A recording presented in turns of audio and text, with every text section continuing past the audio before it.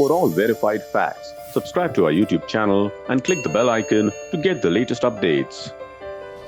Hello and welcome. The number of cases in India is over 320,000, 350,000 cases on some days. The number of deaths are close to 3,000, but the exact number of deaths, of course, is under now some question because of underreporting and maybe in some areas suppression. The larger question is, where is this pandemic headed? And to what extent are we preparing our health systems for what lies ahead, particularly a wave 3, and assuming we can get out of wave 2 earlier? And what are our current approaches to, given the context of shortage in infrastructure, whether it's in hospital beds or oxygen or even medicines like remdesivir, which a lot of people are hunting for across India. So to discuss this, I'm joined by Dr. Krutika Kuppalli, who has been tracking this in India from the United States a little closely and has perhaps a helicopter view or a useful helicopter view of how things are looking and will look ahead. Dr. Kuppalli is an assistant professor at the Medical University of South Carolina in the Division of Infectious Diseases, and also an emerging leader in biosecurity fellow at the Johns Hopkins Center for Health Security. Dr. Kuppalli, thank you very much for joining us. So you've been actively, talking about what's been happening in India and expressing your concerns. Tell us about how you're seeing things at this point, and particularly as you look forward. Sure. Thanks for having me. So, right now, I think, like everybody else, that we think that the situation in India is quite concerning. I think probably the most concerning part about it is when you look at the projections, it looks like the pandemic right now has not even peaked in India. Projections predict that the case counts will likely peak in the second week of May, and those projections estimate that the documented fatalities at that point will reach over 5,000. And based on what we're hearing on the ground from talking to people, it does sound like that those fatalities are being undercounted just because there are so many happening that they just can't keep up with the numbers. Right. So this is where things are today. How do you see this? Given your experience in the United States, particularly seeing how the disease has progressed in very, very high intensity areas, including cities like New York, what does that tell you about where this could go, particularly in the second wave? Yeah. So, again, the concern is things will just continue to get more challenging in India, right? So hospitals are already being stretched to capacity. We've all seen the pictures, we've all heard the stories, and I think the concern is that that's going to continue to happen, which is one of the reasons why we've been really advocating for people to stay at home as much as possible. Just because you get a diagnosis of COVID doesn't mean that you have to go to the hospital. Really advocating for people to try and take care of themselves as much as possible at home, unless they absolutely have to go to the hospital, and really trying to help support the healthcare system in India. That's why those of us here in the United States and really all around the world have been really making a call for other governments and the global community to try and help India, because we have been through this before and we can see what's coming, right? So we're trying to help mitigate that as much as possible. And the concern isn't just for the number of fatalities and the stress on the healthcare system, but it's also really a concern for, the long-term effects of what this disease can do, right? So we've seen people talk about things like long COVID, which is something that we've been seeing all around the world, people having persistent signs and symptoms of COVID, also the mental health effects of what this will do to healthcare providers and people who have the disease and family members. There's going to be a huge mental health crisis from this as well. And we need to think about all those things that will happen, not just in the short-term duration, but also in the medium and long-term duration as well. Right. So let me focus on dividing, let's say, the stress between hospital systems and what you could perhaps do at home. So you've also worked on this very useful chart, which shows up to what point you could be treating at home with what, and at what point should you be seeking more formal medical assistance? So tell us about, one of the things that happens clearly is that people panic, or in anticipation might start looking for oxygen, and as it happens in India, and has been happening in India, or even medicines. So how do you address that?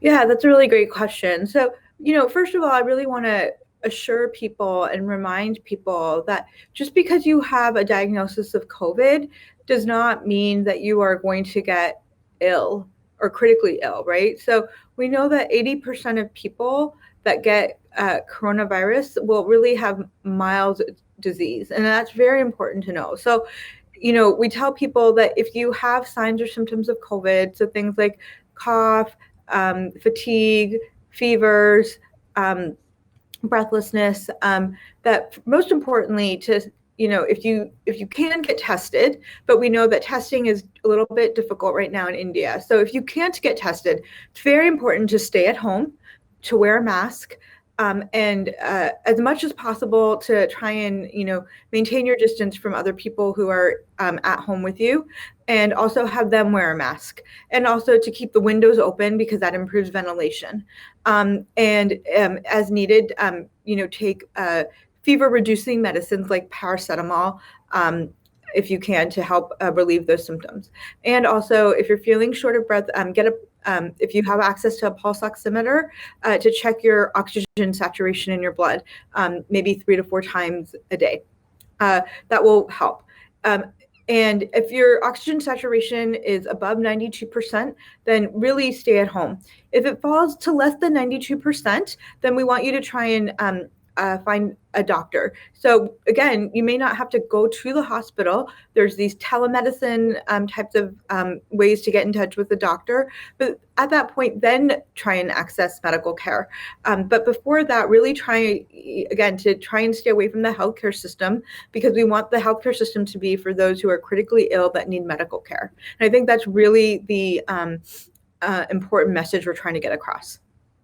Right, and from your experience, particularly in wave 1 in the United States, were you able to do that effectively, as in ensure that those who were not critical stayed at home and actually got treated at home?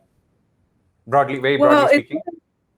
Well, it's something that we've had to work on, right? So I think, maybe not so much in wave 1, but it's something that as we've learned in time that we've been able to try and educate people more so with. And I think the other thing that's really important that I know that, when people get nervous and scared is there's very much a tendency to try and use whatever medication you think might be helpful. And I really want to encourage people that all these other medications that we're hearing people take out there, like ivermectin, hydroxychloroquine, all these other antibiotics, there really is no data to support using these medicines when it comes to COVID-19. I know I hear ancillary reports that maybe this worked or that worked, but taking those medicines is not going to help, and we don't want people to take them. So please, I want to encourage people that, the only things that really seem to help are, trying to rest, do the things that we recommended, and other medicines like remdesivir and steroids really should not be used unless you have a low oxygen saturation, and really not used unless you're under the care of a medical professional. Right. Okay. So, given the fact that in some cases or many cases now tests are not showing that you're positive, I don't know if you're seeing that or have seen that in the United States. Should patients then assume that they have it and therefore move on the same lines that you just mentioned? Yeah, so we have seen that happen here in the United States as well, particularly in situations where there are high rates of infection around you. If you have signs or symptoms of coronavirus, you should assume that you have coronavirus. Even if your test is negative, I would assume that you have coronavirus. So if you have cough, breathlessness, fever, muscle aches, loss of taste or smell, assume you have coronavirus. And especially right now, like I said, we're hearing reports that people cannot get tested. So if you have those symptoms, I really urge people to make sure to wear a mask and undergo these simple, basic principles that we have recommended. Right. And how are you seeing this, go forward, Dr. Kuppalli? I mean, from your experience again, and the United States has obviously now brought down numbers. A very, very high intensity of vaccination is helping. India is going to go, I mean, vaccination is happening, will pick up pace, but it will take time. So how do you see that this panning out? Yeah, so I think, a couple of things. Number one, vaccines take a while to work, right? So I think people need to remember, even if you get vaccinated, it takes a couple weeks for your body to build up that good immune response that you need to help fight off the virus. So vaccines are great. And I think once people have an opportunity to get vaccinated, I encourage everybody to get vaccinated. However, in the situation that you are in right now in India, there's a huge surge and you can't vaccinate your way out of a surge. So it takes a couple of other things to try and help control the rates of transmission. And first and foremost, the most important thing is that we need to block onward transmission. And we can do that by really enforcing these important public health measures that we've been talking about for the last year. And so that really is for people to stay home and to avoid crowds of people, to wear face masks. We know that masks work and they help prevent onward transmission, and to use good hand hygiene. That's going to be really, really important. I know that these things don't sound very exciting. They sound, very basic and simple, but in fact, that's the best part about it, is they are basic and simple. And as a population, we have the power to help change the course of what's happening right now. And so if we could get people to stay home and endorse these important public health measures, we can help change the course of the outbreak right now in India, while we have the opportunity to scale up things like vaccination, and we can help relieve the pressure on the healthcare system. So those are all going to be very important things to do. Right. Dr. Kuppalli, thank you so much for speaking with us, and hope to circle back to you at some point. Thank you.